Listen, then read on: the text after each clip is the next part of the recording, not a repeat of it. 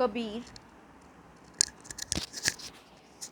कबीर के जन्म और मृत्यु के बारे में अनेक किंवदंतियाँ प्रचलित हैं। कहा जाता है कि सन 1398 में काशी में उनका जन्म हुआ और सन 1518 के आसपास मगहर में देहांत। कबीर ने विधिवत शिक्षा नहीं पाई थी, परंतु सत्संग, पर्यटन तथा अनुभव से उन्होंने ज्ञान प्राप्त किया था।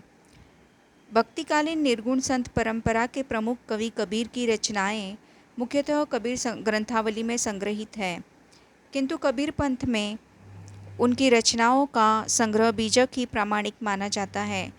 कुछ रचनाएं गुरु ग्रंथ साहब में भी संकलित है। कबीर अत्यंत उदार, निर्भय तथा सद्गृहस्थ संत थे।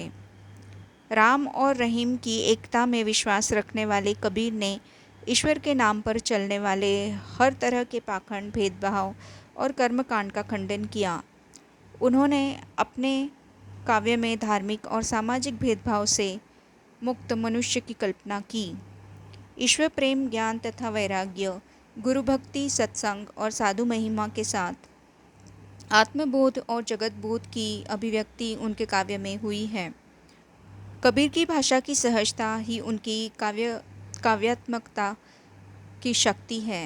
जनभाषा के निकट होने के कारण उनकी काव्य भाषा में दार्शनिक चिंतन को सरल ढंग से व्यक्त करने की ताकत है। यहाँ संकलित साखियाँ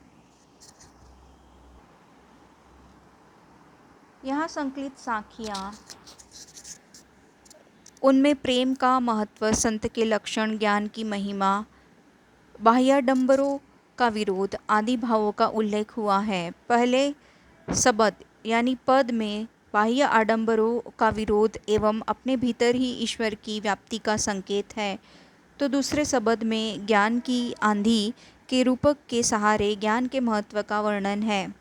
कबीर कहते हैं कि ज्ञान की सहायता से मनुष्य अपनी दुर्बलताओं से मुक्त होता है।